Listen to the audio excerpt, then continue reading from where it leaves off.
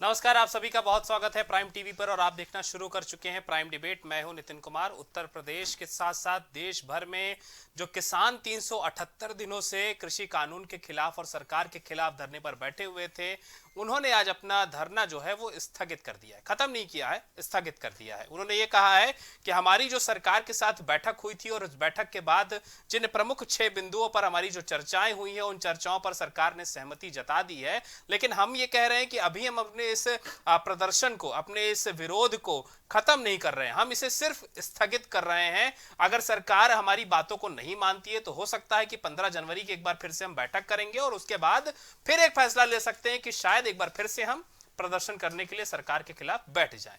लेकिन अचानक से सरकार ने पहले कृषि कानून को रोका, उसके बाद जो किसानों की मांग थी उस मांग को लेकर बैठक हुई और बैठक के बाद जो उनकी मांगे थी 6 बिंदुओं पर, जिसमें एमएसपी की गारंटी है, किसानों पर लगे हुए केस की वापसी की बात है, मुआवजे जो किसान मर गए हैं इस पूरे प्रदर्शन के दौरान उन पर उनको मुआवजा देने की बात है, किसानों के लिए बिजली बिल की भी कुछ चर्चाएं इसमें हुई हैं, पराली को लेकर भी जो मुकदमे हुए हैं वो भी वापस किए जाएंगे और लखीमपुर हिंसा, क्योंकि लखीमपुर हिंसा को लेकर किसानों ने सरकार से ये कहा कि अजय मिश्रा टेनी जो कि गृह राज्य मंत्री हैं उनको बर्खास्त किया जाए। लेकिन सरकार ने कहा कि जो जांच एजेंसी बनाई गई है उस जांच एजेंसी और सुप्रीम कोर्ट के फैसले के बाद हम इस पर कोई भी कार्रवाई करेंगे और जो भी आपकी मांगे हैं उन मांगों को लेकर कमेटी बनाई जाएगी। उस कमेटी के आधार पर आने वाले दिनों में चर्चाएं होंगी, विचार विमर्श होगा और उसके बाद फैसला लिया जाएगा। लेकिन अहम सवाल यह है कि क्या उत्तर प्रदेश का चुनाव और जो 5 राज्यों का चुनाव है उन चुनावों में जो किसान है वो प्रमुख मुद्दा बन गया था, किसान आंदोलन प्रमुख मुद्दा बन गया था। सरकार समझ गई थी कि इससे काफी नुकसान पहुंच सकता है और इसी वजह से सरकार ने ये फैसला लिया कि पहले कृषि कानून को वापस लिया जाए और इस प्रदर्शन को खत्म करने के लिए किसानों की जो मांगे हैं उन मांगों पर भी सहमति बना ली जाए, ये सवाल है। दूसरी तरफ किसान जो संयुक्त किसान मोर्चा है उसका साफ तौर पर इस बात को कहना है कि एक लंबे समय से हम सरकार के खिलाफ प्रदर्शन पे बैठे हुए थे और बहुत बड़ी संख्या में किसानों ने अपनी जान गंवाई है इस प्रदर्शन में, लेकिन उसके बावजूद हमने सरकार को झुकाया है, झुकाने के बाद अपनी बात मनवाई है और बात मनवाने के बाद अब हम अपने घर जाएंगे। फिलहाल जो ताजा अपडेट है वो यही है कि 11 तारीख को किसान जो सिंधु बॉर्डर है वो वहां की जो जगह है उसे खाली कर देंगे और अभी जो किसानों के जो टेंट वहां पर लगे हुए हैं उन्हें भी निकालने की जो प्रक्रिया है वो लगभग शुरू हो गई है। किसानों का कहना है कि हम सरकार की इन सहमति वाली बातों से अमल करते हैं, हम मानते हैं कि सरकार हमारी बातों को मान रही है और हम इस प्रदर्शन को खत्म करके अपने किसानों के अपने खेतों की तरफ वापस रुख करते हैं। लेकिन हम महीने दर महीने बैठकें करते रहेंगे और जो हमारी मांगे हैं एमएसपी की गारंटी को लेकर के या अन्य जो मांगे हैं जिन पर सहमति बनी है, जिन पर चर्चाएं हुई हैं सरकार की तरफ से, हम उसका फीडबैक लेते रहेंगे और फीडबैक लेने के बाद अगर कहीं पर भी ना नुकुर या फिर कहीं पर भी कुछ हिला हवाली दिखती है तो हम एक बार फिर से प्रदर्शन करने के लिए बाध्य हो जाएंगे, हम एक बार फिर से सरकार के खिलाफ बैठ सकते हैं। तो सवाल यहां पर यह है कि क्या सरकार, ये जो चुनाव हो रहे हैं उत्तर प्रदेश के साथ साथ 5 राज्यों में और उन चुनावों को देखते हुए सरकार की तरफ से यह फैसला लिया गया है, किसानों ने जिस तरह से अपना प्रदर्शन दिखाया, क्या उस प्रदर्शन से किसान सरकार को लग गया था कि अगर इस समय इन किसानों को इनकी बात नहीं मानी गई या इन किसानों को नहीं मनाया गया तो उत्तर प्रदेश के चुनाव के साथ साथ 5 राज्यों के चुनाव में हमें काफी नुकसान पहुंच जाएगा। इसके अलावा उत्तर प्रदेश में विधानसभा का जो चुनाव है वो केंद्र के चुनाव के बराबर होता है और सभी राजनीतिक दल ये जानते हैं कि अगर उत्तर प्रदेश में जीत गए तो केंद्र का रास्ता जो है वो काफी आसान हो जाएगा। और इस बार का जो उत्तर प्रदेश का चुनाव है वो पश्चिम का किसान, वो पश्चिम की जो बेल्ट है वो काफी अहमियत इसमें रखी हुई है, क्योंकि लगभग सभी राजनीतिक दलों ने पश्चिम में जा जाकर किसानों को मनाने और किसानों के मुद्दे को उठा करके बात करने की कोशिश की है। चाहे हम समाजवादी पार्टी की बात कर लें, आरएलडी की कर लें, किसी भी राजनीतिक दल की कर लें, बीजेपी भी ने कई बार पश्चिम में जाकर के रैलियां करी हैं, जनता के बीच वो गए हैं, किसानों के बीच गए हैं, कोशिशें उनकी तरफ से भी थी। और बाकी के राजनीतिक दल, चाहे वो कांग्रेस की बात करें तो कांग्रेस भी लगातार, जब किसानों का प्रदर्शन चल रहा था तो प्रियंका गांधी, राहुल गांधी वहां पर पहुंचने की कोशिश करते रहे हैं। आम आदमी पार्टी ने भी कोशिश की है और बसपा सुप्रीमो मायावती के भी ट्वीट आए हैं किसानों को लेकर के। तो लगातार उत्तर प्रदेश का जो चुनाव है, इन चुनावों को देखते हुए राजनीतिक दलों ने पूरी कोशिश की कि पश्चिम में जो रूठे हुए किसान हैं उनको अपनी तरफ आकर्षित किया जाए, उनको ये बताया जाए कि केंद्र सरकार और राज्य सरकार उनके भले का काम नहीं कर रही है। वो एक लंबे समय से प्रदर्शन कर रहे हैं, साल भर से ज्यादा हो चुका है, और उसके बावजूद अभी तक सरकार की नींद नहीं टूटी है, सरकार बात मानने को तैयार नहीं थी। क्या इसी का डर था सरकार को, और इसी वजह से पहले कानून को वापस लिया गया और उसके बाद अब किसानों की बात मानकर इस प्रदर्शन को भी स्थगित करवाया गया है? ये सवाल है, क्योंकि उत्तर प्रदेश में देखा यही जा रहा था कि आरएलडी जिस तरह से पश्चिम में मजबूत है और आरएलडी जिस तरह से समाजवादी पार्टी के खेमे में जा गई है, चली गई है, तो उससे यह लग रहा था कि उत्तर प्रदेश में समाजवादी पार्टी पश्चिम की बेल्ट में भी काफी मजबूत हो गई और किसान भी कहीं ना कहीं अपना मन बना चुका है कि इस बार वो अपने वोट से अपने तरीके की सरकार बनाएगा जो उसके खिलाफ काम ना करे। और उत्तर प्रदेश का चुनाव है, तो ऐसे में बीजेपी को यह पता था कि अगर इस समय हम नहीं चेतें तो आने वाले दिनों में बड़ी समस्या, भयंकर समस्या आ सकती है, जिसका पूरा का पूरा जो असर होगा वो चुनाव के नतीजे पर आएगा, वो भी उत्तर प्रदेश के। और अगर उत्तर प्रदेश के चुनाव के नतीजे पे किसानों का असर आ गया, किसानों की समस्याओं का सवाल आ गया, तो जाहिर सी बात है उत्तर प्रदेश की सत्ता भी बीजेपी के हाथ से जा सकती थी। ऐसे में सरकार ने, ऐसे में केंद्र सरकार ने, ऐसे में उत्तर प्रदेश सरकार ने या बीजेपी शासित प्रदेशों ने चर्चा करी और उसके बाद यह समझ आया कि कहीं ना कहीं किसानों की बात को मान लिया जाता है, और मानने के बाद इस पूरे प्रदर्शन को, इस पूरे आंदोलन को स्थगित करवाने में भी सरकार आज कामयाब रही। फिलहाल ये एक बड़ी जीत है सरकार की, लेकिन इसका उत्तर प्रदेश के चुनावों पर कितना असर पड़ेगा? अब जो बाकी के राजनीतिक दल हैं, क्योंकि कई ऐसे राजनीतिक दल उत्तर प्रदेश में हैं जो लगातार किसानों की बात को लेकर के चुनावी मुद्दा बना रहे थे, रोटियां सेक रहे थे, लेकिन अब क्या करेंगे, ये सवाल है। तो आज हम इसी विषय पर चर्चा करेंगे और जानने की कोशिश करेंगे किसान नेताओं से, सरकार के नुमाइंदों से, कि अब आगे की रणनीति क्या रहेगी। विपक्ष से जानने की कोशिश करेंगे कि अब तो किसान का मुद्दा खत्म हो गया, अब क्या करोगे भाई, अब कौन सी बात करोगे। और किसान नेताओं से यह जानने का प्रयास करेंगे कि आपने अपना जो आंदोलन था वो स्थगित तो कर दिया, लेकिन आगे की रणनीति क्या है, क्या सरकार से वो मान गए? कुछ बयान सुनिए और उसके बाद इस चर्चा को आगे बढ़ाते हैं। केसेस के बारे में हरियाणा, यूपी, हिमाचल, उत्तराखंड सब जगह के केसेस जो है हर तरह के आज इमीडिएटली, पहले था कि आंदोलन वापस लो फिर वापस लिए जाएंगे, लेकिन इमीडिएटली तत्कालीन तौर पर केस वापस लेने की प्रक्रिया शुरू हो जाएगी। वो चाहे यूनियन टेरिटरी से दिल्ली है या बाकी प्रांत है, सरकार ने वादा किया है कि वो केस वापस होगी। पावर बिल के ऊपर भी ये आया है कि स्टेक होल्डर्स के साथ साथ फार्मर्स के साथ डिस्कशन करने के बाद ही किसानों का मुद्दा जो है पावर बिल से निकालने का, वो किसानों के साथ डिस्कशन के बाद ही उसको संसद में लाने का वादा किया है सरकार ने। पराली बिल के बारे में, दूसरे बारे में साथियों ने बता दिया है। सो मैं कहना चाहता हूँ ये संयुक्त किसान मोर्चे की ऐतिहासिक जीत है, और कल के दिन जैसे एक तरह का शोक दिवस होगा, उसके बाद हमने फैसला किया है कि 11 तारीख को हमारे किसान जो है अलग अलग जगह से उठेंगे। कहने को तो मन करता नहीं परिवार छोड़ के, ठीक है, लेकिन समझौते के आधार पे जाना पड़ेगा। ये इतना बड़ा परिवार कहाँ मिलेगा? ये तो 300 साल बाद में मिला था। ये हमारे पूर्वजों को मिला होगा, किताबों में दर्ज है कि ये इकट्ठा 300 साल बाद में हुआ। ये है कि ये टूटा ना, अपना नातेदारी में, रिश्तेदारी में ये संबंध हमारे सबके बने रहे। पंजाब, हरियाणा जो गुरुद्वारे हैं, जो लंगर भंडारे चलाए, जो एक विश्वास आपस में हुआ, 300 साल बाद में खोया हुआ परिवार मिला, तो लड़ाई तो कमती बत्ती होती रहती है, लड़ाई में हार जीत होती रहती है, कुनबा इकट्ठा होगा या बड़ी चीज है। बस अगली रणनीति भी बना लेंगे, कुनबा इकट्ठा फिर बना लेंगे, क्या दिक्कत है। फिर घर वापसी का ऐलान है, 11 तारीख से जाने शुरू होंगे लोग। और कल एक दुखद घटना है, उनका अंतिम संस्कार जो हमारे शहीद हुए हैं, जो जवान हैं, उसके साथ में देश के दुख की घड़ी में हम देश के साथ में खड़े हुए हैं, जवानों के साथ में खड़े हुए हैं। और परसों के बाद में अपना लोग अपने ढोल वोल लेकर अपने गांव की तरफ प्रस्थान करें। वापस देने की घोषणा की, उसके बाद संयुक्त किसान मोर्चा ने 21 तारीख को उन्हें 6 हमारे जो पेंडिंग इश्यूज थे उसकी चिट्ठी दी।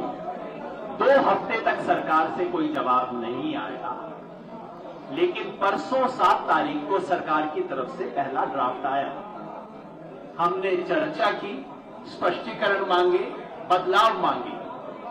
उसके चलते कल फिर एक रिवाइज प्रस्ताव सरकार का आया, उसके बारे में चर्चा हुई, सब लोगों ने यहां उसे सहमति दी और उसके बाद आज सुबह संजय अग्रवाल सचिव कृषि विभाग की तरफ से चिट्ठी हमें प्राप्त हुई है, भारत सरकार की तरफ से ऑफिशियल चिट्ठी प्राप्त हुई है। उसमें और कल के प्रस्ताव में मामूली तरमीम है, लेकिन हमने सोचा लार्जर इश्यूज के अंदर उसको नजरअंदाज करने का फैसला किया है। लेकिन उसकी मुख्य बात मैं आपको बता दूं। नंबर 1, संजय अग्रवाल जो सेक्रेटरी एग्रीकल्चर है, उनकी तरफ से चिट्ठी आई है। जो सबसे बड़ी हमारी चिंता थी कि हमारे हजारों साथियों पे केस है तमाम राज्यों में। सरकार की तरफ से परसों जो प्रस्ताव आया था वो ये था कि पहले आप आंदोलन वापस लो, उसके बाद हम केस वापसी की बात करेंगे। हमने उसे खारिज किया और अब भारत सरकार ने कमिट किया है कि यूपी, उत्तराखंड, हिमाचल प्रदेश, मध्य प्रदेश और हरियाणा सरकार ने इसके लिए पूर्णतः सहमति दी है कि तत्काल प्रभाव से आंदोलन संबंधित केसों को वापस लिया जाएगा।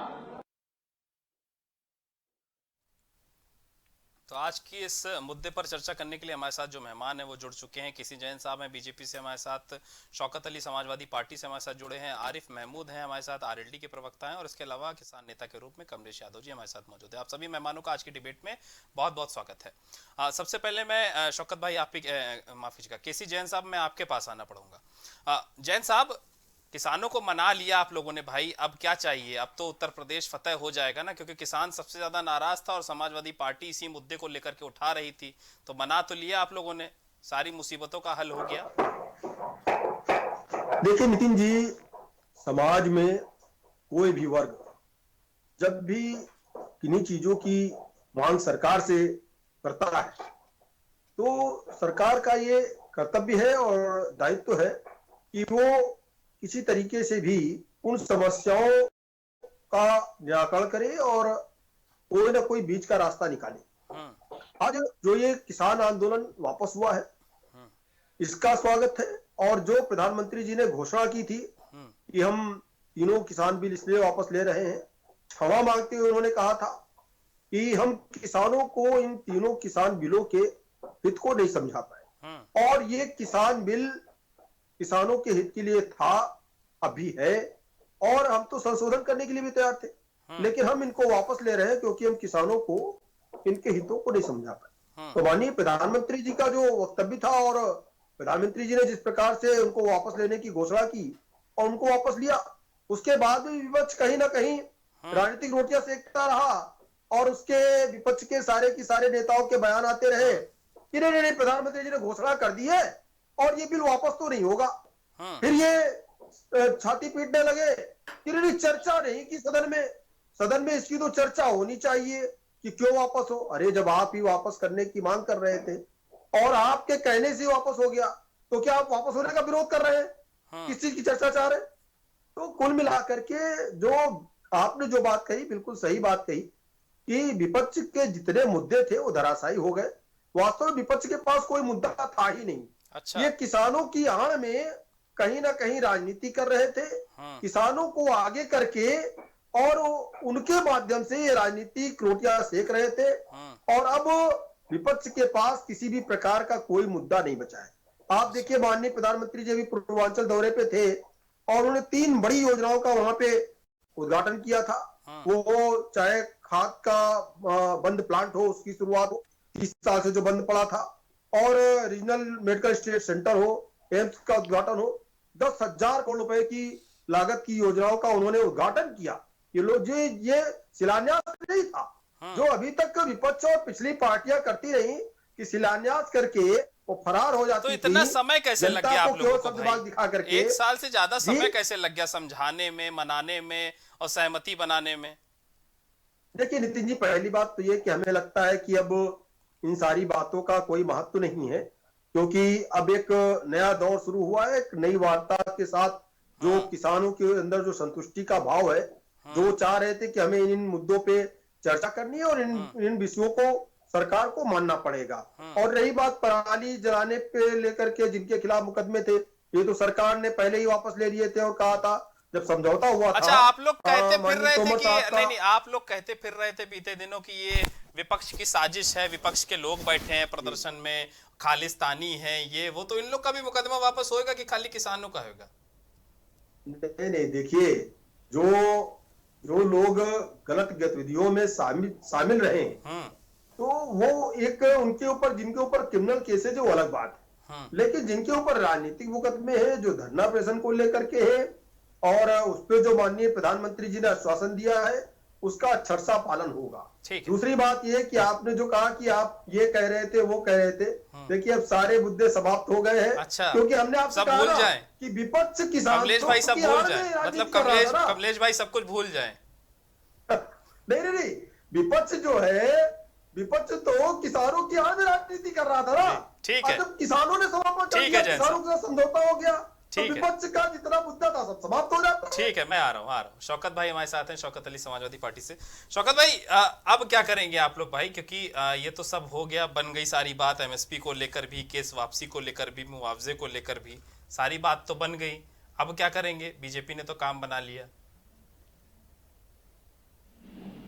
कहावत है कि सियानी बिल्ली खंबा नोच। हाँ। अब बेचारे भारतीय जनता पार्टी के क्या काम करें, विपक्ष पे दोषारोपण करने का काम कर रहे हैं। शायद हमारे भारतीय जनता पार्टी के साथी भूल गए, उत्तर प्रदेश में एक जनसभा हुई थी और अमित शाह उसका नेतृत्व कर रहे थे।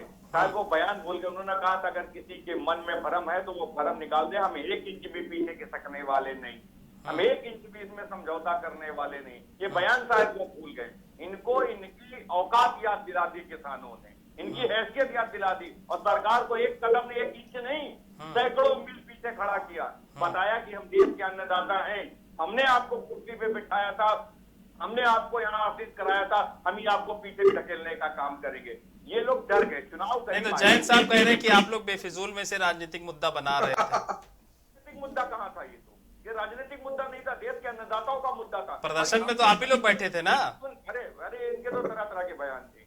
एक बयान हो तो मैं बता दूं, 1000 बयान है, 1000 बयान। पहले तो ये मानने को तैयार नहीं थे कि ये किसान है। पहले कहते थे राजनीतिक पार्टियों के लोगों का संरक्षण प्राप्त है, फिर कहते थे ये खालिस्तानी है, फिर कहते इसमें बाहर से फंडिंग हो रही है, 100 करोड़ रुपए फंडिंग हो रही है। आ रहा हूँ जैन साहब, आ रहा हूँ। देखिए तमाम एलिगेशन थे। हम लोगों ने खुले मंच पे कहा था एक बात, आपने कहा कि इसमें तमाम राजनीतिक पार्टी के लोग थे। मैंने कहा कि 11 बार जब वार्ता हुई, बंद कमरे में आप वार्ता कर रहे थे, कौन सी राजनीतिक दल का नेता आपके टेबल पे सामने बैठा था? उसका नाम लेकर बताइए कौन सी राजनीतिक दल पार्टी का नेता था वो? किसी का नाम नहीं लिया इन लोग। ये उत्तर प्रदेश और देश की जनता को गुमराह करके किसानों को भी बरगला रहे थे कि किसी तरह ये काला कानून ये लोग मान ले। तो आप कहा अपनी पीठ थपथपा रहे हैं? मैं सुन रहा हूँ। जब आपने कुछ किया ही नहीं तो अपनी पीठ क्यों थपथपा रहे हैं? कहानी हो गई है, सुन तो लीजिए पूरी बात। 700 से अधिक चौपाले लगाए। नहीं, ये समाजवादी पार्टी के लोग अपनी पीठ क्यों थपथपा रहे हैं? आपने तो कुछ किया ही नहीं, आप तो खुद कह रहे हैं हमने कुछ नहीं किया, जो कुछ किया किसानों ने किया। तो आपकी भूमिका क्या रही? दगड़ रही ना, आपने तो कुछ किया ही नहीं। मैं जो पहुंचा रहा हूँ ठीक है शौकत भाई बोल लीजिए, जल्दी से बोल लीजिए। इन लोगों ने एक नई परिपाटी आजकल चालू कर दी है। जब इनके पास कोई जवाब ना, उत्तर प्रदेश की जनता तक सीधा मैसेज ना पहुंच जाए, सच्चाई ना पहुंच जाए, तो ये बीच में इंटरप्ट करने का ये नया चलन चालू कर दिया है। नई परिपाटी बनाई है इन लोगों ने, बीच में उलूल जुलूल बोलने लगो, डिस्टर्ब करने लगो, इंटरप्ट करने लगो, बात ना जा पाए उसकी बात क्या कहना चाहता है उत्तर प्रदेश का आवाम की आवाज ना आ पाए, उत्तर प्रदेश की बात ना पहुंच पाए, इन लोगों ने बीच में इंटरप्ट करने का। मैं इनसे पूछना चाहता हूँ, अभी भी थोड़ी देर पहले कह रहे थे बहुत अच्छा कानून है, कुछ लोगों को समझा नहीं पाए। अरे सब कुछ अच्छा था तो देश में जो अन्नदाता था उसको, अरे किसानों की मांग थी, ठीक है, किसानों की मांग को हमने पूरा किया। आपकी क्या भूमिका रही इसमें ये बताइए ना। ठीक है मैं आ रहा हूँ, मैं आऊंगा आप लोग के पास आऊंगा कमलेश। आप पे हाथ धरे बैठे रहे, आप कह रहे हैं मैं आऊंगा, खुद कह रहे हैं मैं आऊंगा जैन साहब, शौकत भाई ठीक है भाई, हो गया मैं आ रहा हूँ। कमलेश भाई का दिन है आज उनसे भी जानना जरूरी है। मैं आ रहा हूँ शौकत भाई, मैं आ रहा हूँ। नहीं मैं आ रहा हूँ शौकत भाई। कमलेश यादव हमारे साथ किसान नेता के रूप में। कमलेश जी, आज कैसा लग रहा है, क्योंकि आज आप लोगों की बातें जो हैं वो सरकार ने मान ली हैं, जो गिले शिकवे थे वो खत्म हो गए, नाराजगी खत्म हो गई। जैन साहब बड़े खुश हैं आज। देखिए, जैन साहब तो खुश होंगे ही होंगे, लेकिन हमने अपने 730 लोगों को खोया है, कहीं न कहीं हमें वो भी दर्द है। अगर इतनी खुशी तब होती जब ये हमारे ऊपर जबरदस्ती थोपा जा रहा था और हमारी सरकारें जो हैं वो हमको खालिस्तानी पाकिस्तानी सब कुछ बता रही थी।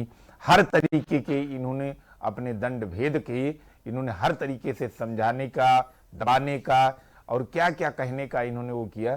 तो हमने अपने 730 लोगों को जो खोया है उसका भी दर्द है। हमारे किसान साथी, लखीमपुर में जो घटना हुई, जो हमारे सरकार के गृह राज्य मंत्री के द्वारा हमारे किसानों को कुचला गया, जो मारा गया, अभी जो साथी हमारे जेल में बंद हैं, अभी हमारी लड़ाई खत्म नहीं हुई है। हमने सरकार से जो वार्ता की है उन मुद्दों पर हमारी वार्ता हुई है। हम रोड खाली करेंगे लेकिन प्रदर्शन नहीं समाप्त करेंगे। तो कह रहे सब कुछ भूल जाओ, सब कुछ नहीं, सही क्यों भूल जाएंगे? जैन साहब के कहने से हम थोड़ा भूल जाएंगे। हमने कुछ खोया है, पाया कुछ नहीं इसमें। हम जहां थे वहीं आज भी हैं। हमने खोया है। हम ये 11-12 महीने की लड़ाई में हमने क्या नहीं किया? हमने लठ नहीं खाया, हमने अपने लोगों को खोया, हमने पानी की बौछारें वो किया। ये दर्द कभी जीवन में भुलाया नहीं जाएगा, ये याद रखा जाएगा, एक एक चीज याद रखी जाएगी। और जैन जी जो कह रहे हैं, यही जैन जी हैं, ये सरकार है जो हमारे ऊपर जबरदस्ती क्या क्या कह रही थी, क्या क्या ये लोग कह रहे थे, ये सब याद रखा जाएगा। समय का सिस्टम है, जिस दिन समय आएगा हम और हमारे नेता सब बता देंगे, उसमें कोई दिक्कत नहीं है। आगे की रणनीति देखिए, हमारा जो संयुक्त मोर्चा है उन्होंने आदेश किया है कि हम अपने स्तर से इसको जगह खाली करेंगे, हम धरना वहां का खत्म करेंगे, लेकिन हमारा प्रदर्शन नहीं खत्म होगा, क्योंकि हमारी लड़ाई सीधे सरकार से।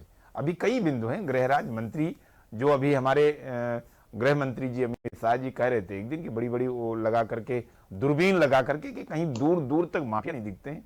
इससे बड़ा माफिया कोई देश में नहीं है। जो गृह राज्य मंत्री हैं, जिन्होंने कैसी कैसी धमकी दी और उनके द्वारा, उनके लड़के के द्वारा हमारे किसानों को रौंद दिया गया, मार दिया गया, और वो जाकर के बड़े बड़े भाषण देते हैं। इससे बड़ा और क्या हो सकता है? अभी बहुत बिंदु हैं, उस पर हमारे किसान नेता, हमारे संयुक्त मोर्चे के लोग, सभी लोग वार्ता करेंगे। आपके चैनलों के द्वारा दिखाया जा रहा है ना कि 11-12 तारीख तक हम वो जगह खाली करेंगे। और धन्यवाद हम उन साथियों का देंगे जिन्होंने मेरे प्रदर्शन में सहयोग किया, जिन्होंने हमारे रोड पे बैठे होने के कारण जिनको कठिनाइयां उठाई, उनका धन्यवाद देंगे हम। जो हम तो अभी तक कोई ऐसी ना खुशी हमने मनाया है और ना हम मनाएंगे, क्योंकि हमारे ऊपर जबरदस्ती थोपा गया, जबरदस्ती लठ भी चलाए गए। सरकार ने पूरा षड्यंत्र रचा, पता नहीं क्या क्या हमको बताया गया। आज देश के हालात आप देख लीजिए। उत्तर प्रदेश के आज खाद की क्या महामारी चल रही है, धान केंद्रों की क्या चीज चल रही है। अभी हम आपके चैनल पे ही देख रहे थे, कई जगह पकड़ा गया है धान का घोटाला, जांचें चल रही है। अधिकारी कोई कार्य नहीं कर रहा है, कोई सुनना नहीं चाहता है। अब किसी जैन जी अपने हाथ अपनी पीठ चाहे थपथपा ले, चाहे कुछ भी कर ले, ऐसे कोई कार्य थोड़ा होता है। हमारे नेता और हमारा संयुक्त मोर्चा जो भी आदेश करेगा, हम लोग उसको बराबर आगे तक बढ़ाते रहेंगे। जैन साहब आप नोट कर लीजिए, मैं इसके बाद आप ही के पास आऊंगा। आरिफ मोहम्मद नहीं, ये मैं आ रहा हूँ। नहीं, देखिए प्लीज ऐसे नहीं, इंटरप्ट। जैन साहब आप नोट कर लीजिए, मैं इसके बाद आप ही के पास आऊंगा। मोर्चा के विरोध में आप बैठे, आप नोट कर लीजिए, मैं इसके बाद आप ही के पास आऊंगा। जैन साहब, हम मोर्चे के विरोध में नहीं बैठे हैं, हम मोर्चे के सदस्य हैं और सदस्य रहेंगे। जो मोर्चा कुछ और कह रहा है, नहीं, मोर्चा जो कह रहा है वही नोट करके हम भी लेके, हम मोर्चे के विरोध में नहीं है। वो व्यक्ति आप हो सकते हैं जो बीजेपी के नेता कभी हंस लेते हैं, गेंद अपने पाले में छोड़ लेते हैं। व्यक्तिगत भाषण दे रहे हैं। नहीं, व्यक्तिगत हम भाषण नहीं देते, व्यक्तिगत आप देते हैं। आप कुछ कह रहे हैं,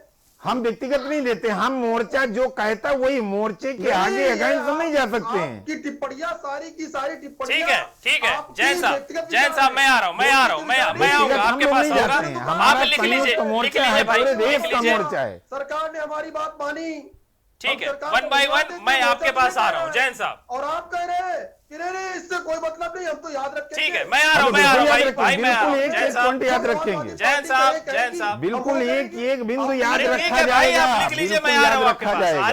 आरिफ महमूद साहब हैं हमारे साथ आरएलडी से। आरिफ भाई, आपकी पार्टी तो पश्चिम में ही ज्यादा मजबूत थी और इस बार आप कह रहे थे कि किसानों का पूरा सपोर्ट हमें मिल रहा है, लेकिन अब जब ये फैसला सरकार की तरफ से वापस हो गया और उसके बाद 6 बिंदुओं पर सहमति बन गई है, किसान भी मान गए हैं, उन्होंने अपना जो आंदोलन था उसे स्थगित कर दिया है, इसके बाद उत्तर प्रदेश की उस बेल्ट के किसानों का रुख क्या है, या उत्तर प्रदेश के बाकी किसानों का रुख क्या है जो इस आंदोलन में शामिल थे, जो इस कानून के खिलाफ थे? देखिए नितिन जी, मेरा साफ कहना यह है कि सरकार इस देश के अन्नदाताओं के प्रति, नौजवानों के प्रति, बेरोजगारों के प्रति, जो लोग महंगाई से जूझ रहे हैं उनके प्रति, ये सरकार अपना विश्वास खो चुकी है और इस सरकार के झांसे में कोई भी नहीं आने वाला। तो विश्वास जीता भी तो जा रहा है, पहला काम कर दिया है। एक सेकंड सुन लीजिए, पूरी बात मेरी होने दीजिए। आज अभी आप देखिए, राकेश टिकैत जी बोल रहे थे कि जब तक सर्टिफाइड कॉपी नहीं आ जाएगी तब तक हम यहाँ से हटेंगे नहीं। आज सरकार अगर कोई वादा करती, तो अगर विश्वास होता इस देश की जनता को या अन्नदाता को, तो आज ये ठीक है, वो सर्टिफाइड कॉपी भेजते रहते, ये लोग जगह खाली कर देते।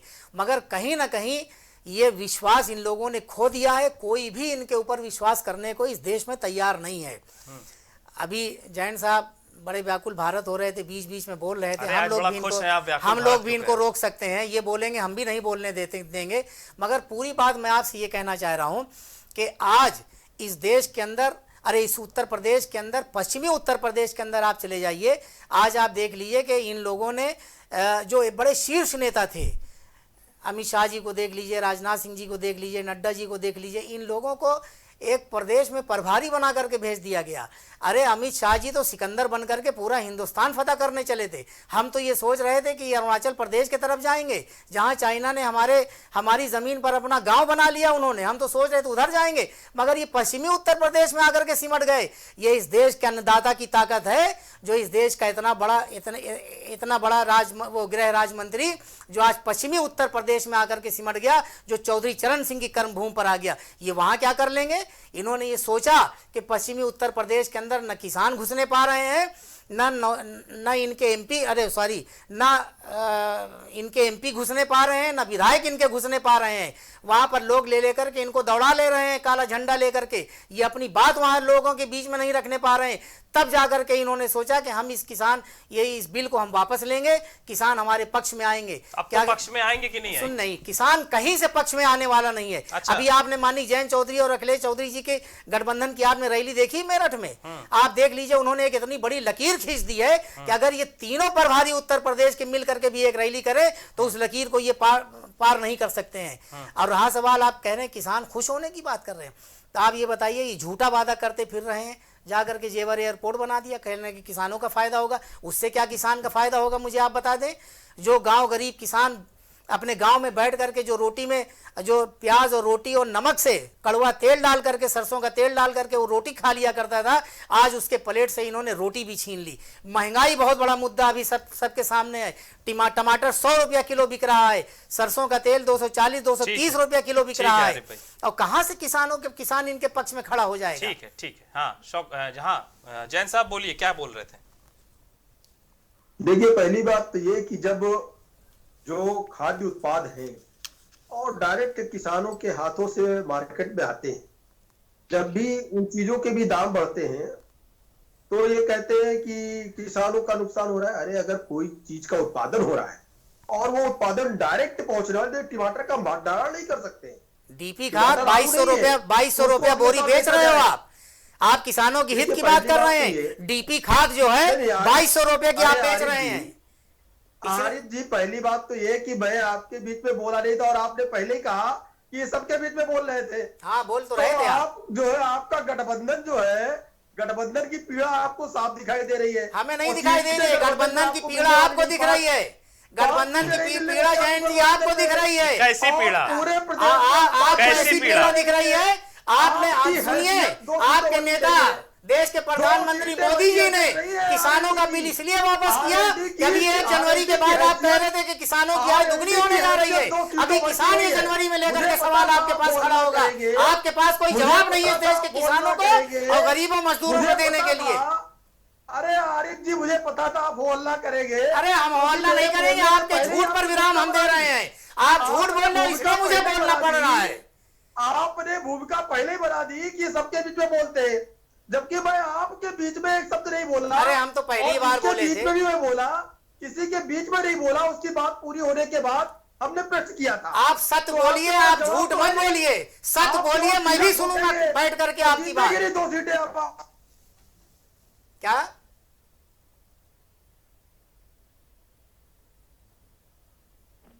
जैन जी की आवाज टेक्निकल फॉल्ट। हाँ जी, आवाज हाँ, बोलिए बोलिए बोलिए बोलिए।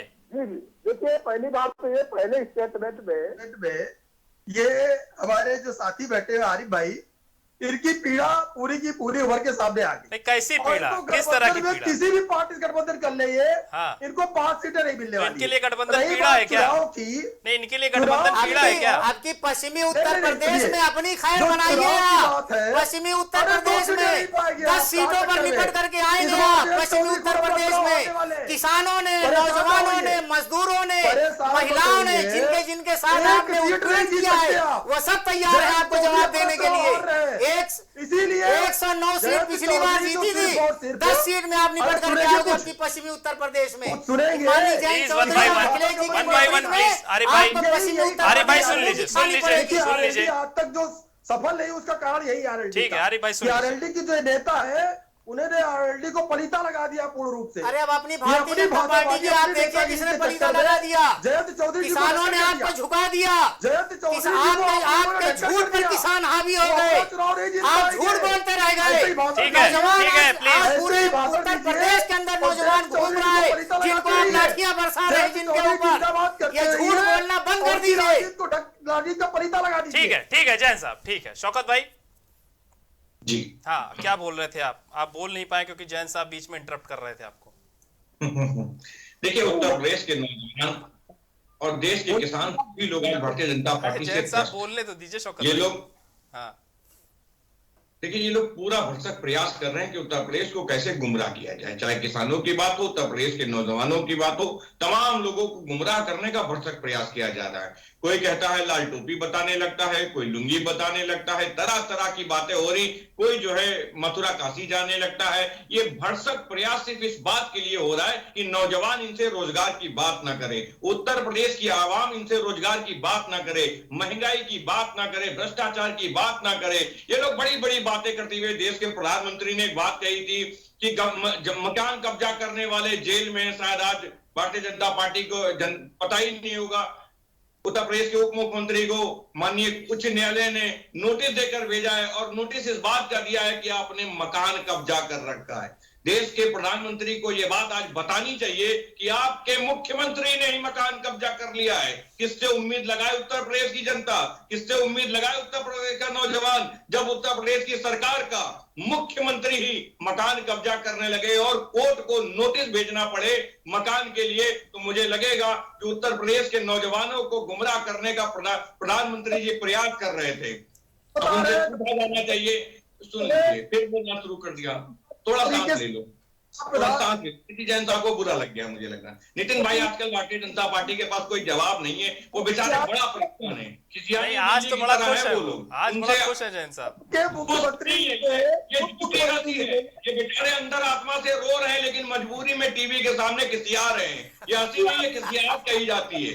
हंसी होती है कि आदमी हंसता है। जो मेरे चेहरे पे मुस्कुराहट दिख रही, ये किसी जैन साहब के हिसाब पे नहीं है, वो खिसियाहट कहूंगा मैं इसको। ये खिसियाहट है। जो प्रधानमंत्री जी बोल रहे थे, आज इनको मुंह पे तमाचा मिला कि इनके उत्तर प्रदेश के उप मुख्यमंत्री ने मकान कब्जा कर रखा है। बताइए उत्तर प्रदेश की सरकार में गुंडे कौन है? बताइए उत्तर प्रदेश की सरकार में मुख्यमंत्री होते हुए मकान कौन कब्जा कर रहा है? ये बात आज देश के प्रधानमंत्री को माफी मांगनी चाहिए कि जिस उत्तर प्रदेश में आके बोल रहे थे, उसी प्रदेश में मुख्यमंत्री मकान कब्जा करने का काम कर रहा है। देखिए, उत्तर प्रदेश के नौजवान को रोजगार की जरूरत थी, उस पर बात नहीं करना चाहते। आपको क्या लगता है कि अचानक से इतना बड़ा फैसला सरकार ने क्यों ले लिया? चल रहा है देखिए उत्तर प्रदेश, मैं इस फैसले को एक ही चीज कहूंगा कि चुनाव को देखते हुए प्रधानमंत्री की नरमी हुई और प्रधानमंत्री जी डरे इस बात से, क्योंकि मुझे लगता है जब पंचायत का चुनाव हुआ था उत्तर प्रदेश में तब उन्होंने रिजल्ट देखा था, उसके बाद उनकी नरमी जारी हो गई थी।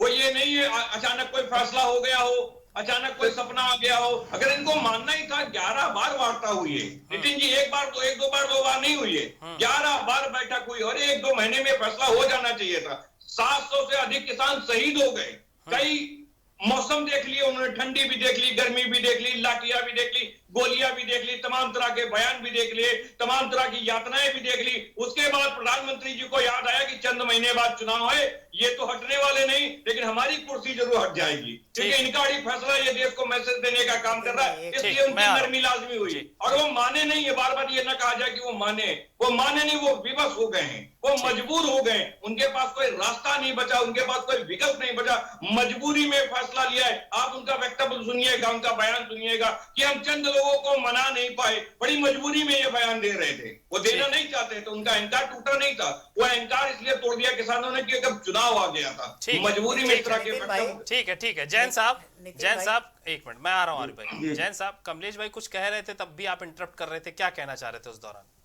कहना यही चाह रहे नहीं, देखिए अभी शौकत भाई ने जो बातें कही, मैं 60 में उसका आपको जवाब दे दूं। पहली बात तो ये महंगाई का मुद्दा, किसानों का मुद्दा, बेरोजगारी के मुद्दे की अगर बात करते हैं तो ये डेवलपमेंट पे और काम पे चर्चा क्यों नहीं करते हैं? इनको जिन्ना क्यों याद आ जाते हैं? पटेल जी की तुलना जिन्ना से क्यों करने लगते हैं? और इसके पहले 2017 जारी है तो माननीय मुलायम सिंह जी ने सामने आकर के कहा था कि हाँ हमने राम भक्तों पे गोलियां चलवाई, जैन जी, और हमने बहुत अच्छा काम किया था। के अनुयायी तो अडवाणी जी हैं, जिन्होंने पाकिस्तान में जाकर के उनके मजार पे चादर चढ़ाया था, और अडवाणी जी के अनुयायी मोदी जी, योगी जी, पूरी भारतीय जनता पार्टी जिन्ना के अनुयायी बनी हुई है। अभी मैं समाजवादी पार्टी का जवाब दे रहा हूँ, आपको जवाब नहीं दे रहा हूँ। नहीं, हम आपसे कह रहे हैं, जिन्ना की बात आपको करने कोई अधिकार नहीं है, आप जिन्ना के अनुयायी हैं, जिससे देश और दुनिया को अडवाणी जी अनुयायी हैं। अगर जिन्ना इतना बुरा आपको लग रहा है तो अडवाणी जी को पार्टी से निकाल के बाहर कर दीजिए। सीट की आपकी हैसियत रही है। अरे अपनी हैसियत देखिए, आप इस प्रदेश के अंदर पूरे देश आपको झूठा कह रहा है, पूरा देश आपको गालियां दे रहा है, पूरा देश आपके विपरीत में खड़ा हुआ है। आप अपनी हैसियत देखिए इस बार, भारतीय जनता पार्टी जाएंगे, अपनी हैसियत देख लीजिए, भारतीय जनता पार्टी कहां खड़ी हुई है। आप जो बोल रहे हैं ना, गुंडों और माफियाओं की जगह जेल में है, अब कोई मुख्तार अंसारी पैदा नहीं होगा उत्तर प्रदेश में। कोई मोदी जी और योगी जी के मंच पे जो पीछे बैठ करके टेनी, मोदी जी योगी जी के मंच पर बैठ करके टेनी जो बैठा रहता है, उत्तर प्रदेश का अपराधिक मंत्री है, उसके बारे में आप क्या कहेंगे? क्या उत्तर प्रदेश के अंदर कोई बुलडोजर नहीं है? आप उनके घर पे नहीं चला सकते? पलीता लगा रहे हैं। बहुत बड़े अपराधियों को गिराने वाले की बात आप करते हैं, आप चलाइए टोनी जी को, आप चलाइए ना उनके ऊपर, आप उनको मंच पर बैठा करके उनकी नुमाइश कर रहे हैं।